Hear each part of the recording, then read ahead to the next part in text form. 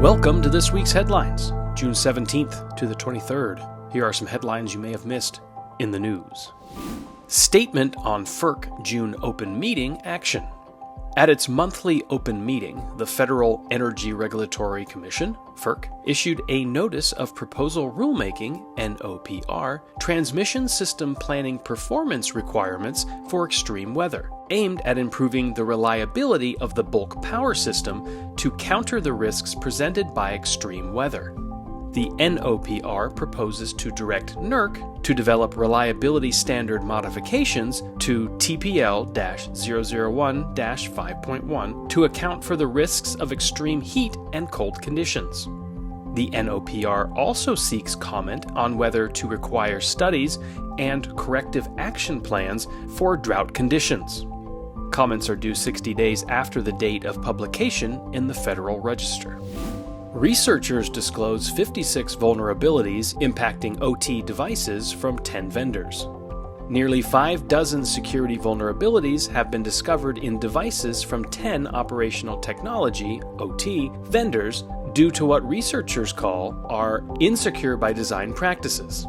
Collectively dubbed OT Icefall by Forescout, the 56 issues span as many as 26 device models from Bentley Nevada, Emerson, Honeywell, JTEKT, Motorola, Omron, Phoenix Contact, Siemens, and Yokoagawa. Of the 56 vulnerabilities discovered, 38% allow for compromise of credentials, 21% allow for firmware manipulation, 14% allow remote code execution, and 8% of flaws enable tampering with configuration information.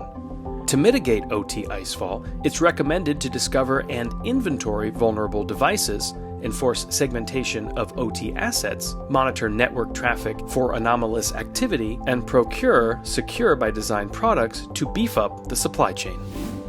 Stay up to date on all the videos we release here at Archer by clicking on the subscribe button. Click on the bell to be notified right away when we release new videos. Office 365 config Loophole opens OneDrive SharePoint data to ransomware attack. Many organizations do not store sensitive information in the cloud, and for good reason. Researchers are warning attackers can abuse Microsoft Office 365 functionality to target files stored on SharePoint and OneDrive in ransomware attacks. Those files stored via autosave and backed up in the cloud typically leave end users with the impression data is shielded from a ransomware attack. However, researchers say that is not always the case, and files stored on SharePoint and OneDrive can be vulnerable to a ransomware attack. Do you have any questions about any of the news stories we covered in today's video? If so, let us help. Contact Archer today.